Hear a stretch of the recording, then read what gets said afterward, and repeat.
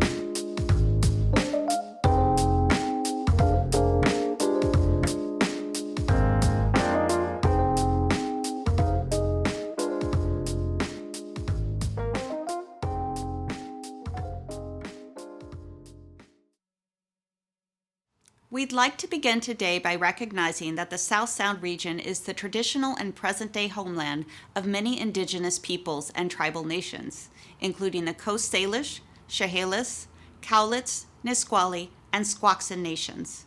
We acknowledge and are grateful for their ancestral and current stewardship of these lands and people. Welcome to the South Sound Reading Foundation's Readers Are Leaders 2021. I'm Courtney Shreve, your MC and founding Reading Foundation Executive Director. This is a very special Readers Are Leaders because we are celebrating 20 years of service to our South Sound community. I've had the pleasure of watching the Reading Foundation grow up. From a simple 20 minutes a day mission and some used books and a bear suit, to rich literacy programs, a warehouse filled with thousands of books, a staff of 6, and the trusted old book fan with lots of miles.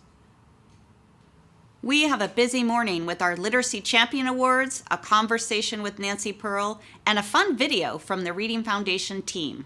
But before we get started with the program, I'd like to take a moment to celebrate our community and thank our sponsors. Their funding supports this event as well as the Reading Foundation's efforts to get books and literacy programming to the kids and families in the South Sound who need them most. This means that all the money we raise here today goes directly to serve children in our community. Presenting sponsor, SCJ Alliance. Literacy Lovers, Olympia Federal Savings, and Washington State Employees Credit Union.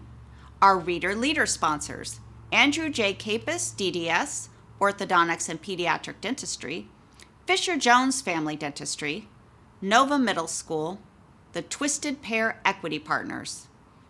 Our Book Believer sponsor, Nicholson and Associates Insurance, and our in-kind sponsors, Tags, Awards and Specialties, and Browsers Bookshop.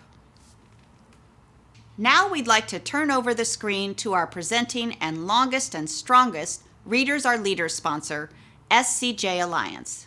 Here to share a few words on behalf of SCJ Alliance is Amy Head, the principal at the Lacey office. Amy?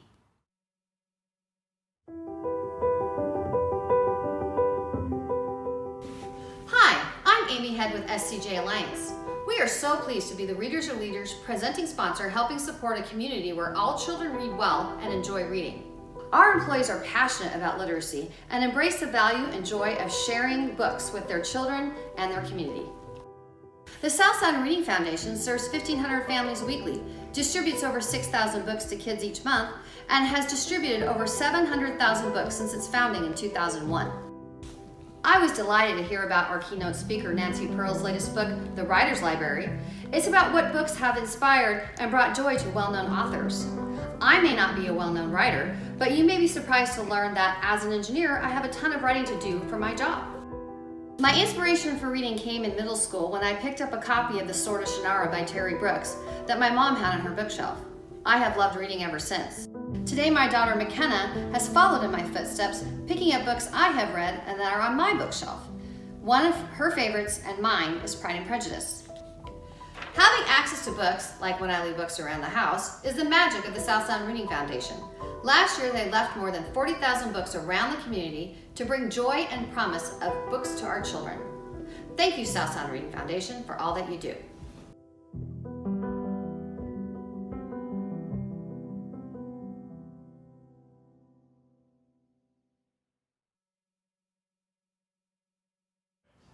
Thank you again, Amy and SCJ, for supporting Readers Are Leaders and for all you do for our community. Every year at this time, we take some time to celebrate the people who made our organization what it is and honor those who are doing exceptional things to promote literacy in our area now. We do this with the Shirley Linus Literacy Champion Award for Youth and the Lois AC Literacy Champion Award for Adults. To present the Shirley Linus Youth Award is her daughter, all the way from Texas, Julie Linus. Julie? Good morning, and thank you, Courtney. My name's Julie Linus. I am Shirley Linus's daughter. I'm her only daughter. I'm actually her only child. I live in Georgetown, Texas, which is right outside of Austin, and I run the Global Meetings and Events program for Apple. As I was thinking about today, I was thinking about the irony of growing up with my mom and dad. My mom was an avid educator. My dad owned a bookstore. So books and literacy were literally at the heart of our home. And as a small child, I didn't really have an interest in reading, which I know broke both of their hearts. Being the incredible educator that my mom was, she came up with many creative ways to encourage me to read, and it worked. I became a youth who enjoyed books, and that has followed me into adulthood. I read every night before I go to bed, and I love my books. So here are a few things you need to know about my mom, Shirley Lennis. She was the founding force of the Reading Foundation. She was the one with the vision and tenacity to make the Reading Foundation a reality 20 years ago. She was also an extraordinary educator who truly believed in the importance of literacy and the ability of every child. I remember at a young age her telling me that gifted children and children who have a harder time learning and all the children in between are exactly the same. They just have different abilities. And that message has stuck with me through adulthood, and I believe it's made me a more compassionate person. My mom passed away in 2007, but she is still a legend in the education and literacy world, and her spirit lives on in everything the Reading Foundation does. Because she was such a champion of children and literacy, and because she was so important to the Reading Foundation, every year they present the Shirley Lennis Literacy Champion Award to a youth in the South Sound community who has gone above and beyond to promote literacy. The 2021 Shirley Lennis Literacy Champion Award for Youth goes to Andre Leonard, 6 years old, from Olympia, where I grew up. Here is what his mom has to say about Andre. My 5-year-old son, Andre, has been begging to have his own lemonade stand since Christmas, 2019, pre-pandemic. We put it off for a long time, hoping for sunnier weather and the slowing of the pandemic. During this time, we asked him to think about what we should do with the money he collected from potential lemonade sales. He chose the South Sound Reading Foundation after I described your mission. He simply couldn't imagine life without books. Andre and his dad, Sean, built an actual lemonade stand with a pulley system to allow for contactless pickup, and they wore masks and gloves. Our lemonade was fresh squeezed, and we offered strawberry lemonade made with strawberries from our garden. Over the course of 2 days, Andre's lemonade stand raised $123.44. I submitted the proceeds through your online portal. Andre worked very hard, and he had lots of fun bringing lemonade and smiles to our community. Andre inspires me every day, and together we would like to say thank you to the Reading Foundation for providing support and encouragement to children throughout the region, especially during these challenging times. Wow. Thank you, Andre. That strawberry lemonade sounds delicious. And thank you to Andre's mom for nominating him. So proud to have a child like Andre. And now back to you, Courtney. Thank you so much, Julie. I think your mom would have been thrilled to know you were able to present this award to a young person in her honor.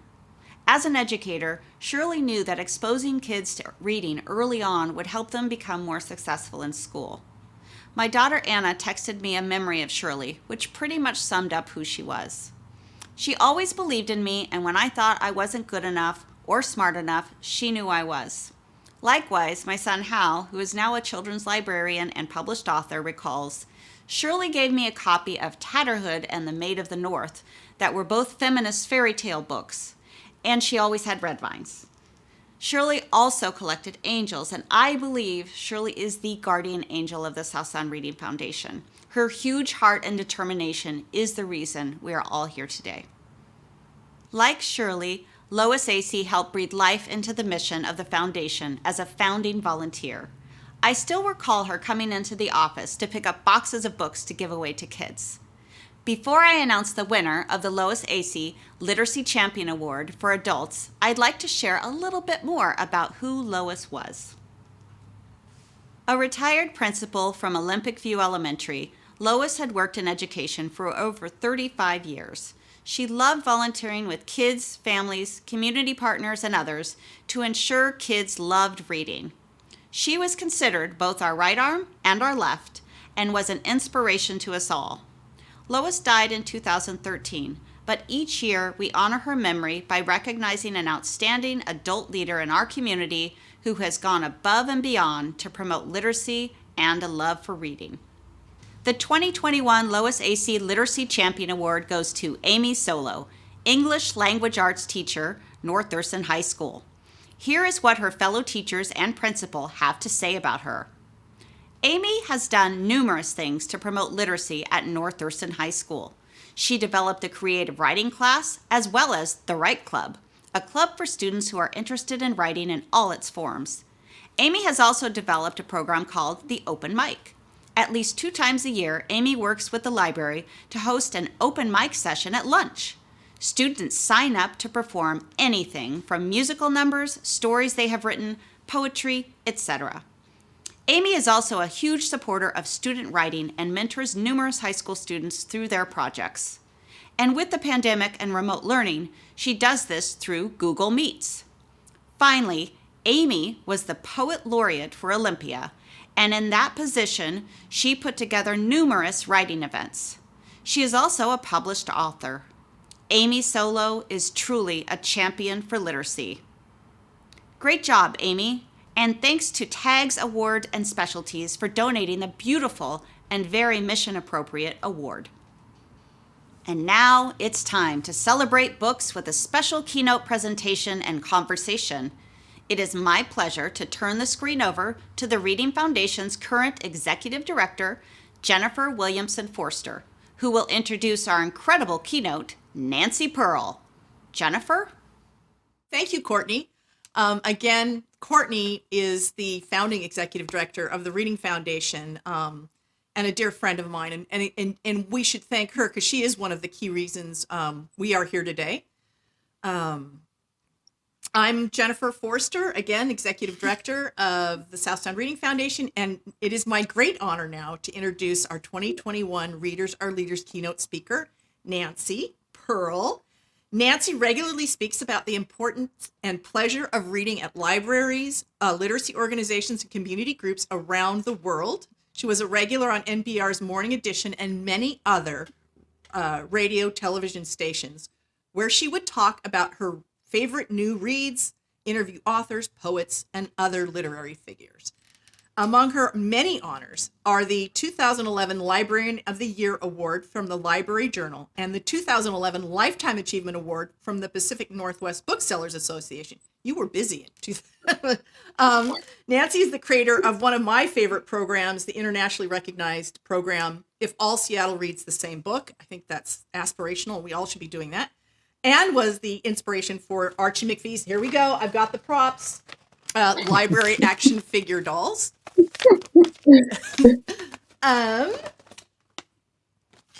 Nancy's a best-selling author, librarian, literary critic, but first and foremost, she is a reader and has spent her lifetime promoting reading as one of the most beneficial and joyful experiences anyone can have. We've asked Nancy here today to join us to help us celebrate our 20th anniversary. She's been a guest before, and she's our favorite. And to talk about her new book, quote unquote, new and noteworthy book, according to the New York Times, A Writer's Library, and the authors you love on the books that changed their lives. Welcome, Nancy.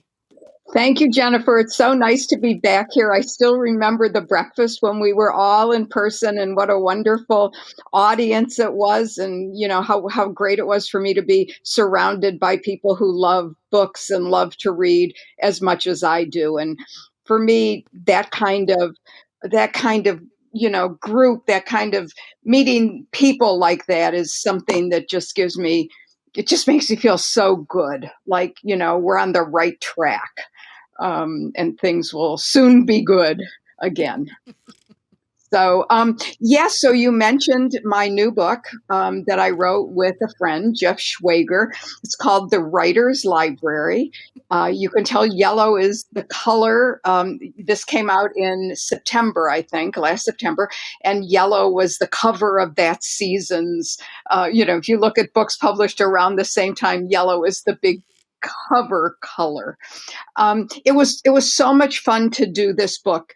This book, which is a collection of interviews with, let's see, there are 22 interviews with 23 writers, because one of the interviews we did was with Michael Chabon and his wife, Ayelet Waldman, and we interviewed them together at their dining room table in Berkeley, California. They were eating peanut butter and banana sandwiches, and Jeff and I had just eaten before we came to do the interview, so we had tea. So that's why it's that really funny number, 23 authors and 22 interviews. But the idea for the book wasn't mine. It was actually Jeff's. He's like a little brother, and he comes up with all of these wild ideas. And this was one of the ideas that I thought, oh, this might be fun. It might be fun to go talk to writers, not about their own books, but about the books that they've loved throughout their lives. And then, of course, the big issue between me and Jeff was, how do we choose these authors? Because, Jeff is of a different generation, and he loves certain authors who, I have to say, and he would be the first to admit, happen to be white male authors from the 70s and 80s, and those are not my favorite authors particularly. So we had a little, it didn't ever come to fisticuffs, but we had a little negotiations going on about who we would want to interview. And of course, we agreed on many of the authors that we really would have really wanted to include in the book. And Michael Chabon and his wife, Ayelet Waldman, were one of those. T.C. Boyle, a California writer, who that interview, I think people will especially, that's a wonderful interview in the book. T.C. Boyle lives in a Frank Lloyd Wright house, what I believe is the first prairie-style house west of the Mississippi. And he showed us all around the house.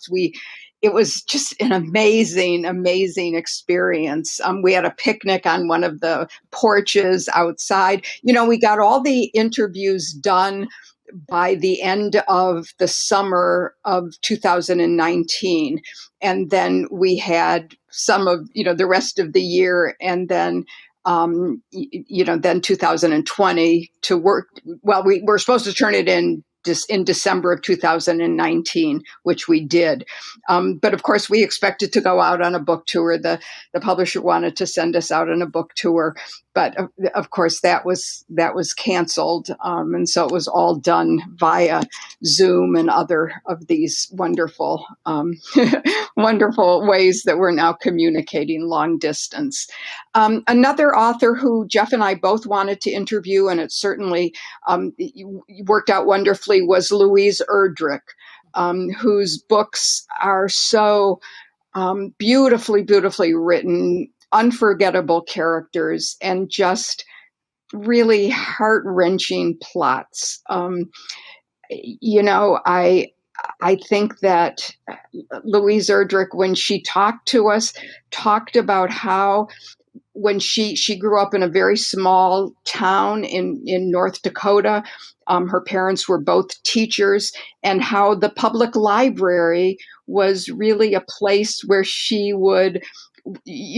spent so much time. And she actually talked about one of the first books that she checked out there.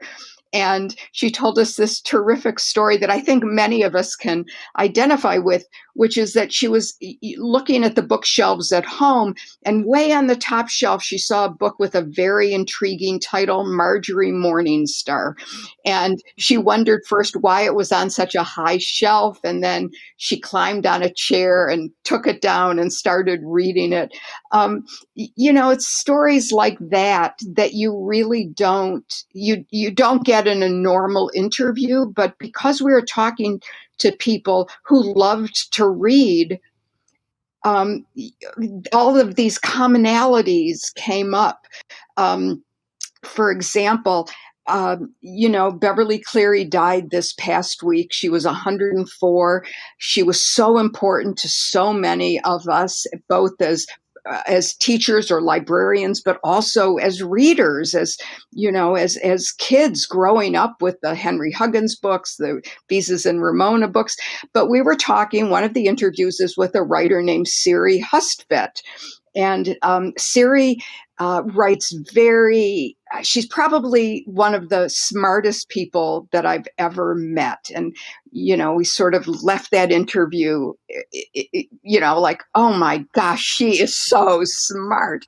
But one of the things that she and I bonded over was that our favorite Beverly Cleary book, and we talk about this in the interview, you can read this, our favorite Beverly Cleary book was Ellen Tebbett's, which is one of the lesser known Beverly Cleary books, but such a wonderful, it has the same Beverly Cleary sense to it, although it's not particularly funny as some of the Henry Huggins or the Ramona Quimby books are. But Siri and I, who are about the same age, she's a little younger than I am, I think, we both remembered the same chapter in Ellen Tebbett's, when Ellen and her best friend Austin are going to be in a recital at the school, and what happens as a result of that. And then one of the other authors that we interviewed was Dave Eggers. And Dave Eggers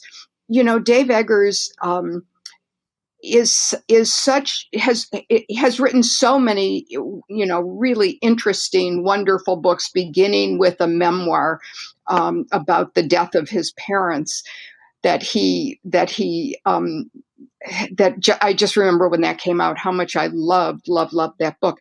And then he has gone on to start a program for low-income kids in San Francisco, where he lives, called 826 Valencia, which is an address where the address of the location where kids could come after school and get writing help. And I mean, Jeff Schwager and I left that interview with Dave Eggers feeling like we ought to call him Saint Dave, because he is such a good person.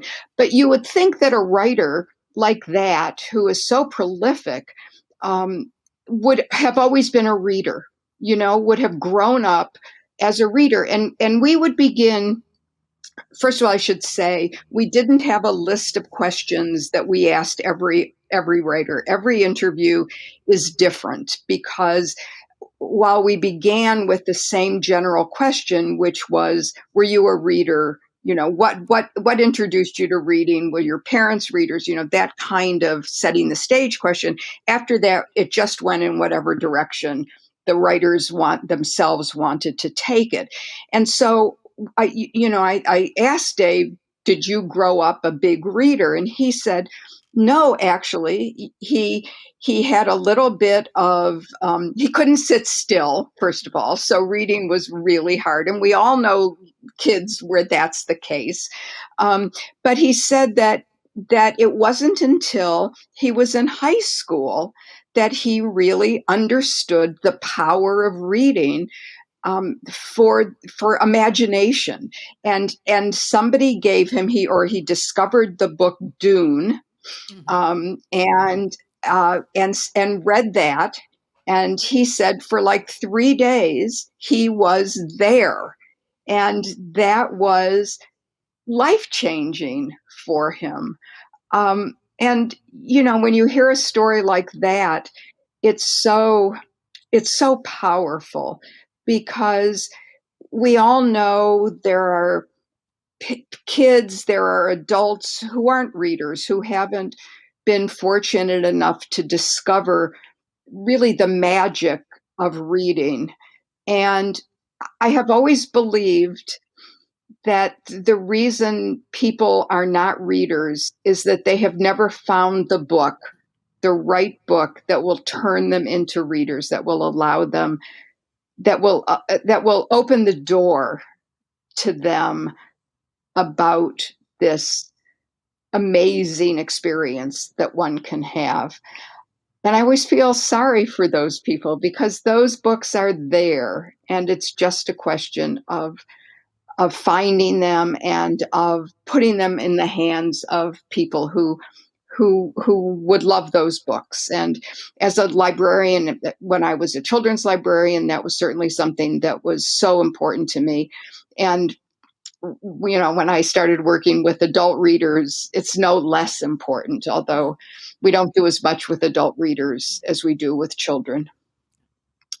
The other thing I wanted to talk about before we go into answering some questions, which I'm really eager to hear those questions, I wanted to talk about what this last year, this pandemic year of 2020, and as it continues into 2021, what it's done to many readers, the effect that it's had on many readers. I've been fairly open about the fact that in 2020, I had a terrible time finding anything that I was enjoying reading. And what I've learned as a result of being open about that, putting it out on Twitter, whatever, Facebook, is that I was not alone. That that experience of just finding that something that you had always loved, something that was a comfort to you, something that helped you learn and helped you grow and helped you live a fuller life in this world, was no longer there as a comfort to you. And it was for me as a reader, as someone for whom reading was all I ever did, it was a really difficult, strange year. And what I did in maybe the first 7 or 8 months is I just reread old favorites, and really old favorites. I mean, I went back to books, published I spent a lot of time, I will say, in the mid 20th century, mid century of the 20th century. And luckily there's a publishing company called Dean Street Press who has reprinted tons and tons of books from that era.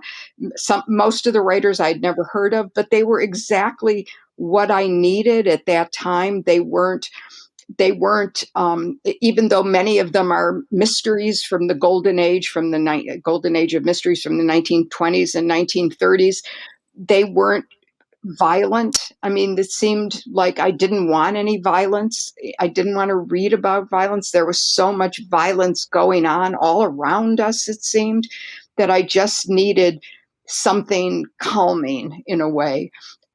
So I did a lot of rereading. Thank goodness for Dean Street Press and their fellow publisher, the Furrowed Middlebrow Press, which has got to get the award for the best name of a publishing company, Furrowed Middlebrow Press, because they saved me.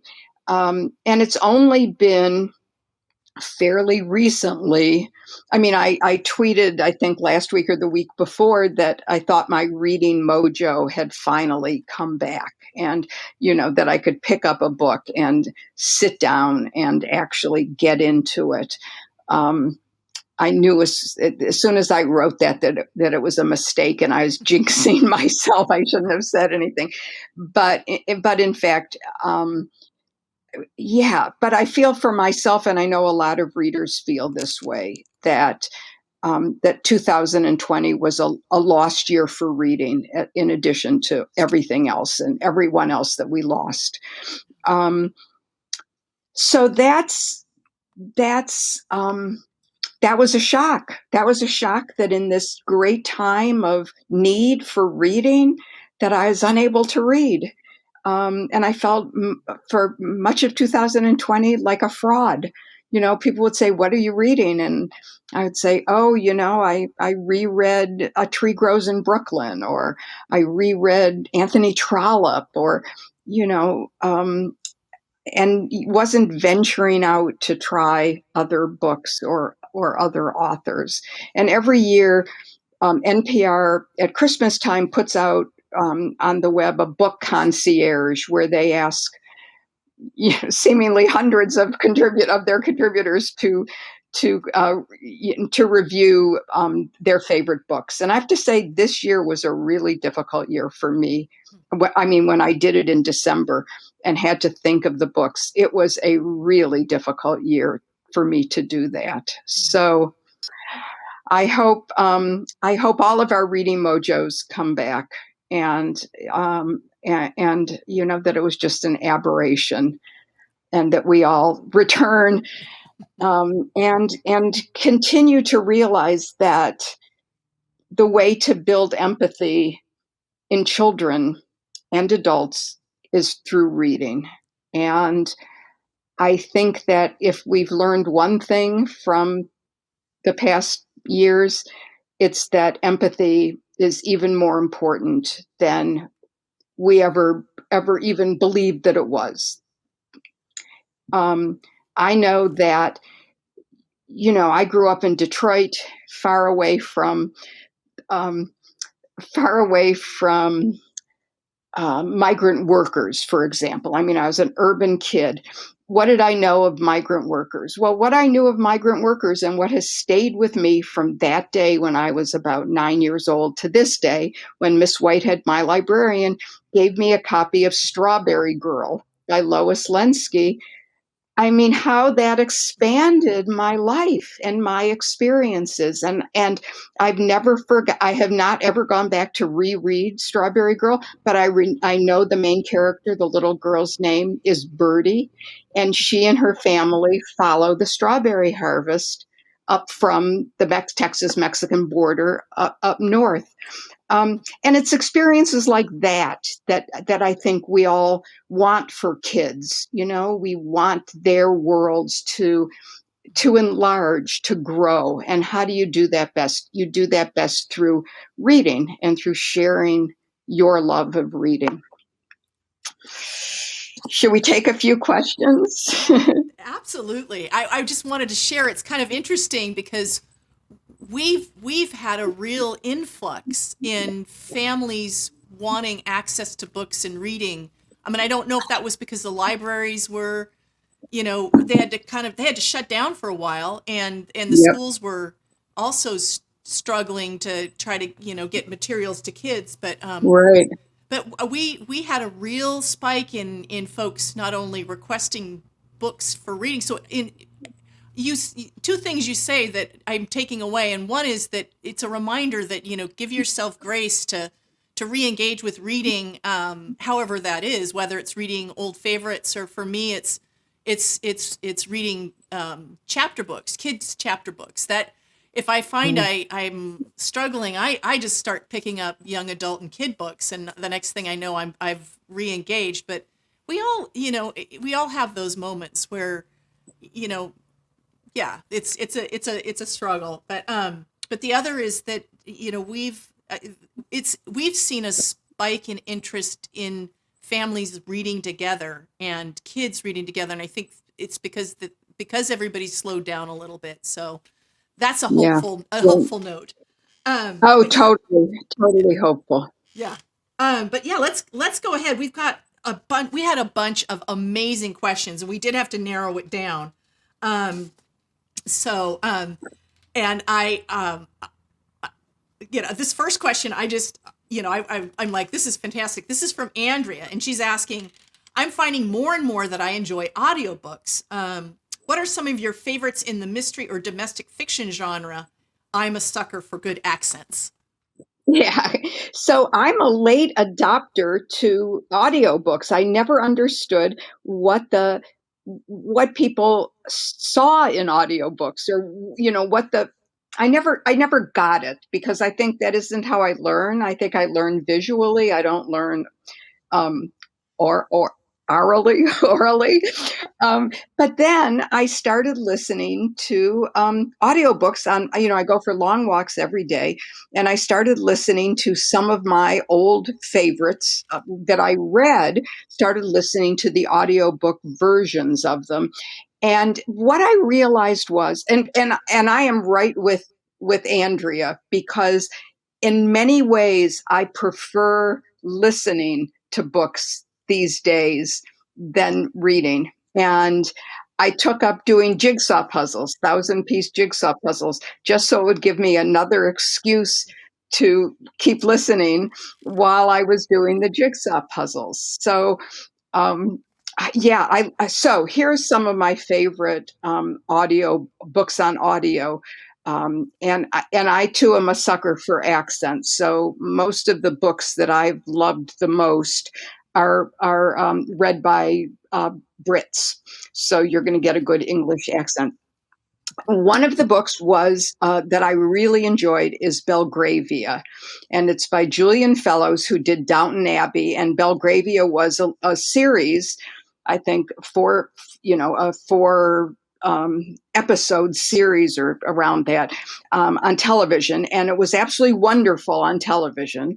And so both my husband and I listened to the book independently, and it's fabulous. I mean, it's just so engrossing, and it's about a 12-hour listen, which is just about the right amount of time to make you look forward to getting up and starting to walk so you can listen to the book. So Belgravia is one of my absolute favorites.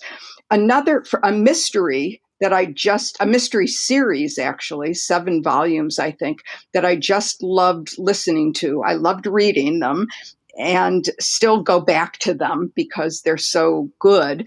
But I loved listening to them as well, is a mystery series that begins with a book called The Cold, Cold Ground.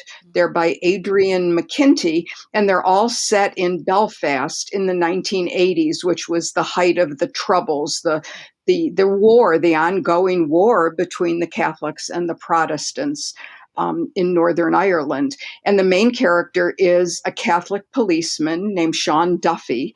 And what the books do is really give you a sense of what life in Belfast at that time was like, and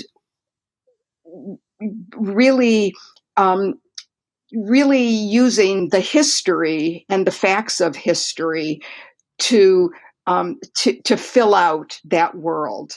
And oh my gosh, the first 3, and please, if you read them or listen to them, read them or listen to them in order, because the character, unlike say Agatha Christie mysteries, which you don't need to read in any particular order because Hercule Poirot is the same person from one book to the next.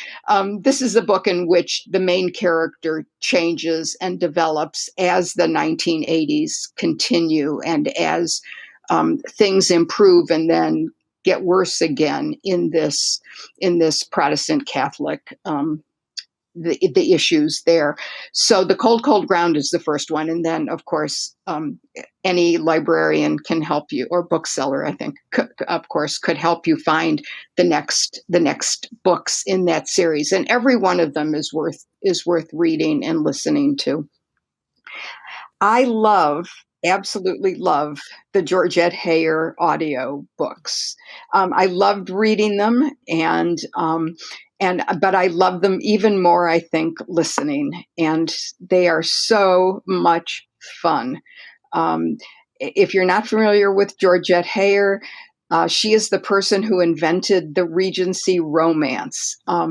And she was a fanatic historian in the sense that everything in her books is historically accurate. And of course, it's the Regency, so it's 1810 to 1820, around that period. So the ones that I would absolutely recommend, the one that I would start with is The Grand Sophie. You must not miss that. Sylvester is another wonderful one. That one starts out a little slowly, so just give it a little while to get going. Frederica is another one that's absolutely wonderful. Arabella is terrific. Oh my gosh. I even got my husband to listen to them, and he liked them almost as much as I did. But The Grand Sophie, we agreed, was absolutely the best. Or as Georgette Heyer would say, it's the the unparalleled one, as some of the men in her books are always described as. So there's some wonderful audiobooks. Oh, and then I mustn't forget, audiobook wise, is the Terry Pratchett fantasy novels set in the Discworld novels. And I especially, the two different men have recorded those books. The books that I much prefer are the books set in Ankh-Morpork with Sam Vimes, and the reader of that particularly inner series, I think, is fabulous. So I could go on. Audiobooks, I think, are the thing about audiobooks is, here's the difference. I remember when audiobooks started to become popular, people would come up to me, or, they would ask me a question at a program like this, and they would say, I only listened to that book. Does that count? And of course it counts.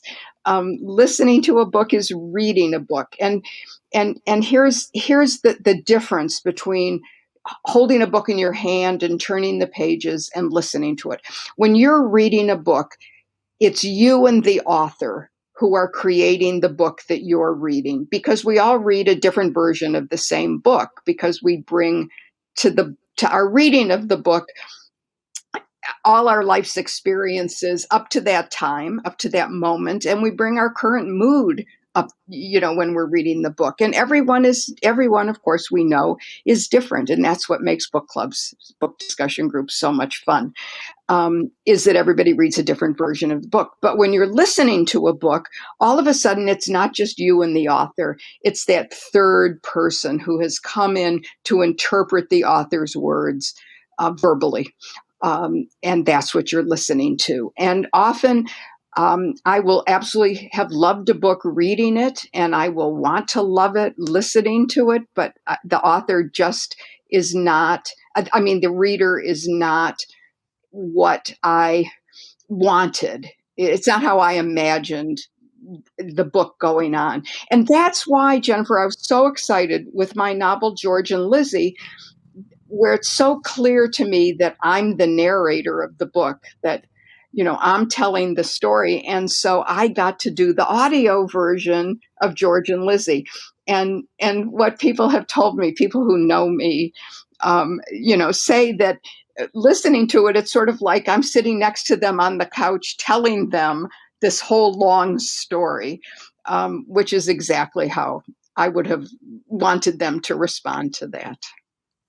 Makes me think, maybe I should listen to that on audio. Yeah, I've read it. You should. That would, I love the idea of going for a walk and, putting the headphones on and listening to books on tape as you're walking. So, yeah. But you mentioned book clubs. We have a question about that, and I think it's just a phenomenal question. It's from Melissa. Do you have any tricks or tips for hosting a book club where members are held accountable for actually reading the book and discussing the book? The one the tips that I would have about that is that ask everyone to come to the meeting with one question that they would like discussed. Because if you're picking books, some books really lend themselves to book discussion. Some books you read and there's so much you want, you just have all these questions about it. And those are the kinds of books I think we want to look for when we're doing book groups, when we're talking about a book. Just because a book is a bestseller doesn't mean that it's a good book for a book discussion. What in a book group, and oftentimes people tend to choose books where there's nothing to say. There's very little to say except what page did you figure out who the murderer was, or, yes and no answer kind of things. And what you want, or what I want from a book discussion is I want to talk about why the author chose to make the decisions he or she did in writing the book. A wonderful book for a book group is Russell Banks' The Sweet Hereafter, and it's narrated by 4 different characters in the book. One of the questions I would start with is, why did Russell Banks choose to tell it from 4 different points of view? What would the differences be if you if he just picked one of those people and told the story from that point of view. So too often, this is my last thing, I answer these questions way too long. So just tell me to stop talking, Jennifer, when we run out of time. One of the things I think that is often done in the context of a book group that I think doesn't lead to a good discussion is that we start out the discussion by saying, well, what did you think of the book? Who liked this book? Oftentimes, who liked this book? And then the people who liked it will, yes, we loved it. And the other people say, well, we hated it, and that does not, what that does is separate the group and doesn't lead to good discussion. Because the better thing to do would be to start with a question like, why is the book called what it is? Why is The Sweet Hereafter called The Sweet Hereafter? And then make the last question of the evening be, what did you think of this book? Mm-hmm. And what you'll find is that people will frequently say, I didn't like this book very much. But after this discussion, I'm thinking about it in a different way. Or, people will say, I didn't even finish this book, but I'm going to go home and finish it, even though, I know what's going to happen. So I think that what would make a book, you can never force people to read the book. Their loss, if it's a good book for a book group. But I think there are ways to make the discussion more productive. Okay, let's squeeze in two more. Okay. I'm determined because there's such good questions. Brianna wants to know, what's your tip for finding new books to read? And do you have a favorite source for coming across new or old authors? Yes. So I don't rely on book reviews very much at all. Even the New York Times book review, for example, I don't rely on that, or I don't rely on the opinion of the reviewers. What I look for in a review are hints to the kind of book it is. Is it a character-driven novel?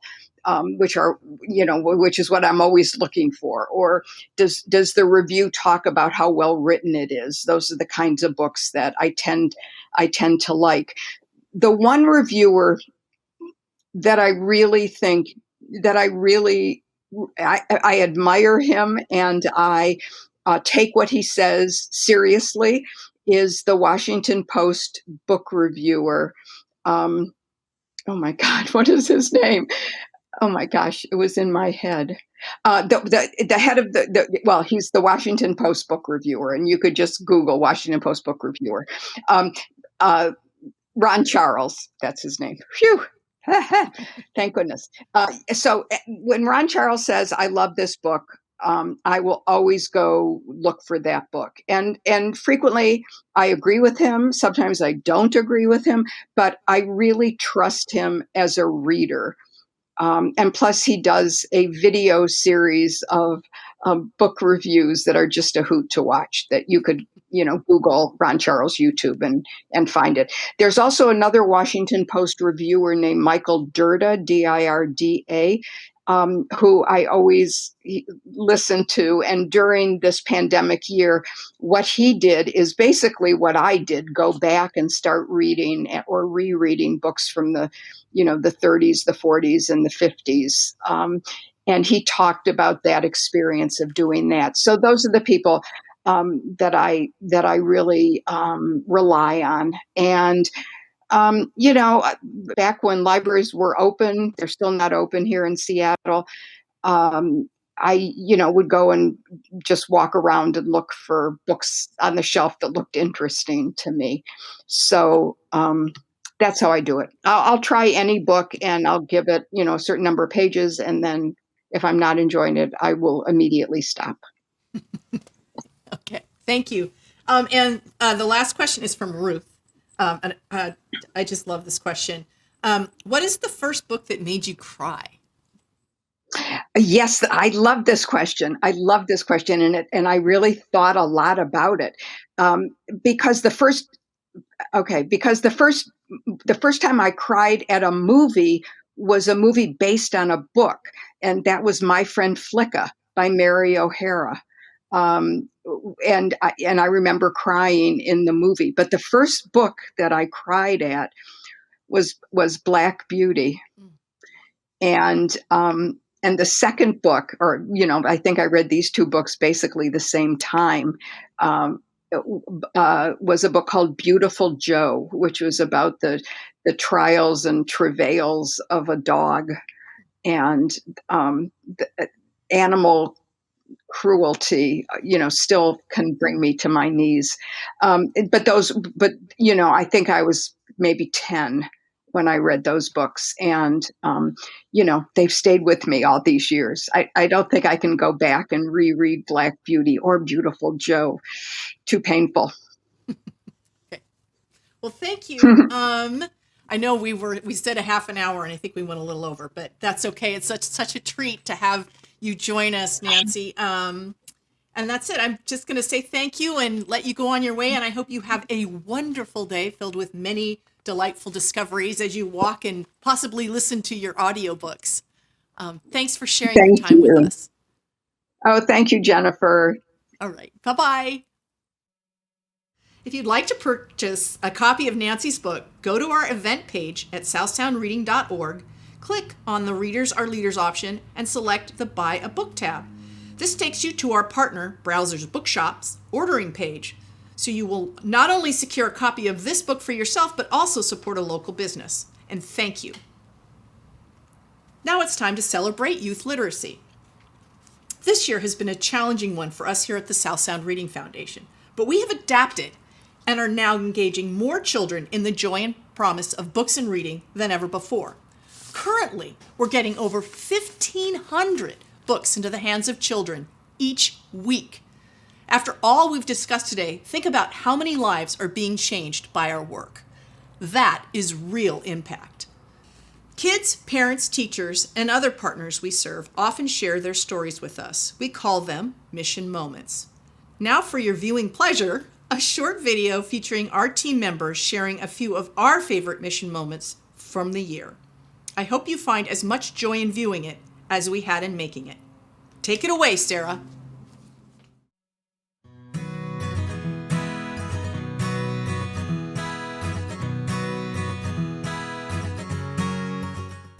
Good morning, my name is Sarah Gage and I am the program coordinator for the South Sound Reading Foundation. My favorite mission moment comes from a community partner in Thurston County. SSRF has provided book baskets for our newest Habitat homeowners for the last 5+ years. These book baskets contribute to so many positives.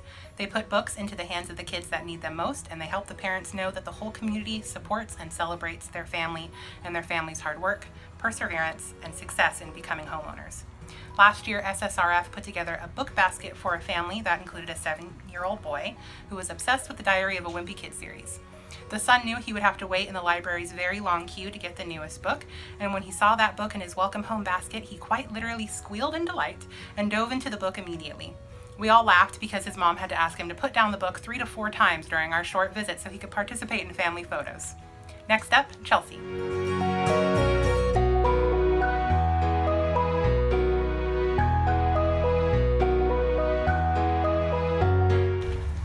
Good morning. Thank you, Sarah, and thanks to all of you in joining us today. My name is Chelsea Mancia, and I am the AmeriCorps member this year. My favorite mission moment is from a parent in the community. The South Sound bag of books and the chapter books we have received have helped my son's reading level increase to 2 grade levels higher. My son now really enjoys reading books and the variety he receives. Reading books before bedtime really helps with sleep too. Thank you. And here's Jen in for Amanda.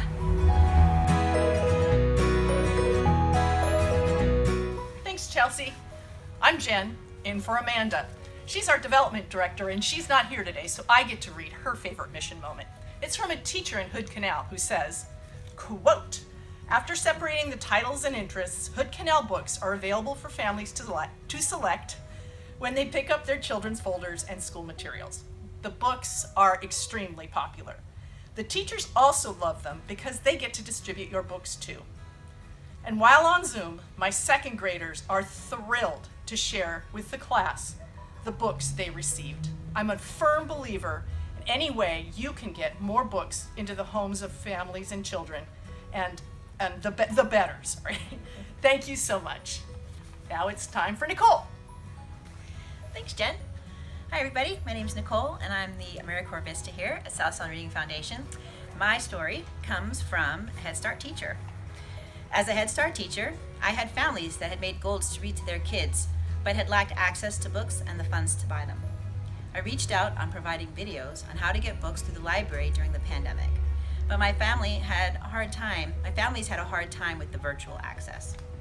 I reached out to the South Sound Reading Foundation, and you all provided beautiful donations that were brand new and met my family's needs. South Sound Reading Foundation also provided books that accurately represented the kids in my classroom. They were beautiful books that pictured kids of color, which I had never been able to provide before to my families. And now it's Sarah. Hello, it's Sarah again. In for Blue, since he's recording this video, I get to share his favorite mission moment coming from Community Youth Services. Our library at Rose's Place has been filled with the same selection of books for many years. Folks were hardly paying attention anymore. Since renewing our partnership with SSRF for ongoing free book deliveries, most of our participants glance at the fresh books looking for the right book to pique their interest. Many folks have taken these books with them to read throughout the day and overnight at the young adult shelter. There has been a significant positive impact in working with SSRF. Now back to Jen to share her favorite mission moment.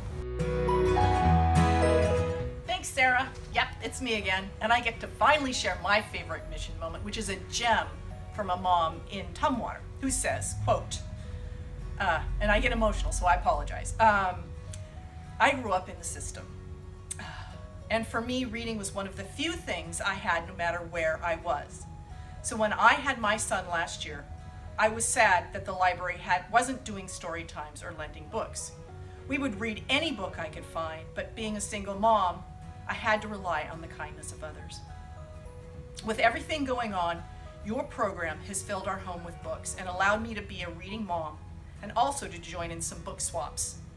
I will always be grateful for these moments I get with my son, and your program has helped with that.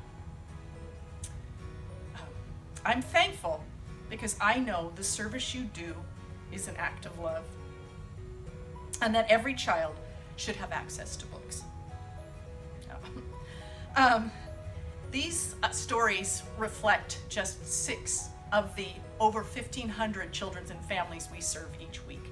Each has a story, and that story is enriched by the work we do at the South Sound Reading Foundation. So thank you for joining us for today, and thank you for helping us make this happen. And now, book.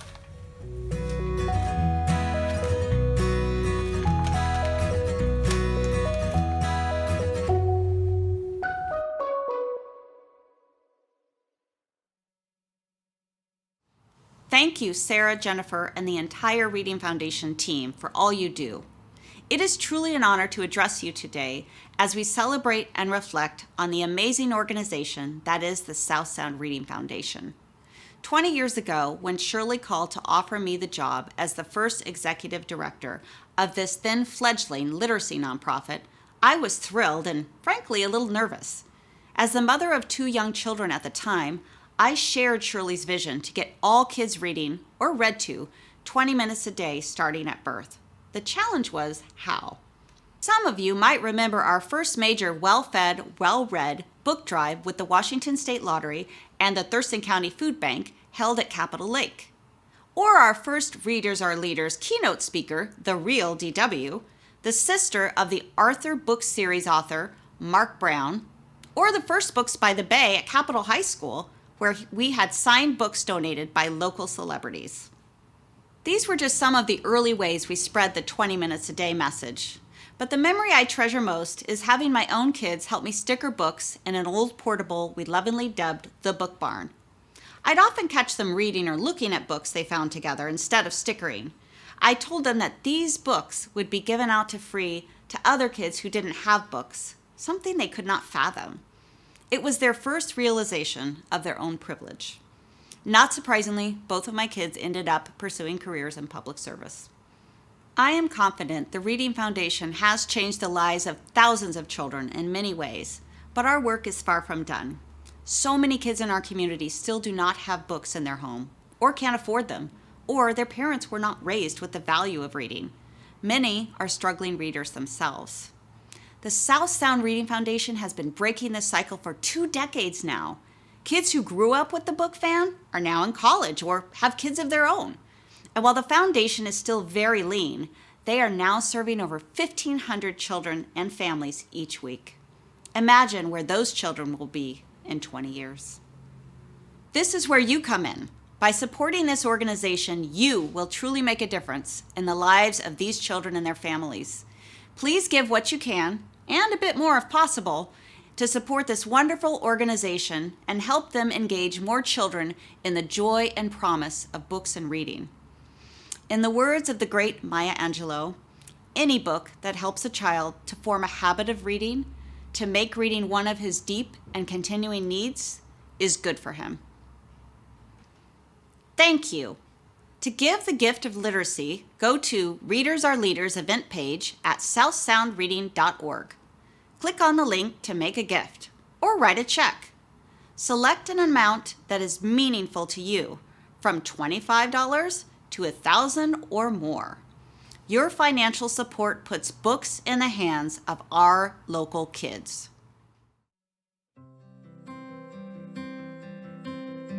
Reading is the foundation for learning. When children have access to their choice of engaging books and connect with characters, stories, and topics that interest them, their reading skills improve so they can succeed in school and in life. At South Sound Reading Foundation, we envision a community where all children read well and enjoy reading. It's our mission to bring the joy and promise of books and reading to all South Sound children. Our research-based programs educate children and families about the importance of reading and strive to get free, high-quality books into the hands of every child. Our threefold approach engages families, schools, and community partners. We champion families reading aloud together 20 minutes every day, starting at birth. We support schools in ensuring students read on grade level by the end of 3rd grade.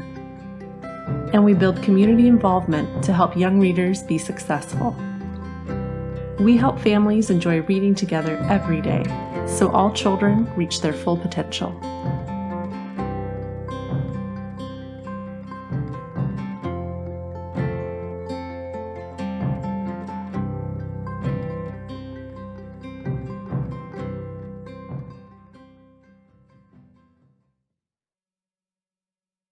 A huge thank you to all those of you who have already donated to support this important work. And a big thank you to our table captains. They did a great job of filling their virtual tables with over 130 people attending this morning. And thanks again to our sponsors who made this event happen, and to Inspiring Nancy Pearl for joining us. And thank you to our event crew, a combination of board members, Reading Foundation team members, volunteers, and community partners, all working hard to make this event happen. And thank all of you for joining us today. Please plan to join us for our other 20th anniversary celebrations listed here, including story times, open houses, and Books by the Bay. Thanks again for supporting this organization and their work, engaging children in the joy and promise of books and reading for 20 years now. 20 years and over 700,000 books into the hands of area kids. You did that. That's it for me. Thanks again for being part of the celebration. Have a great day and hope to see you live next year. Happy reading!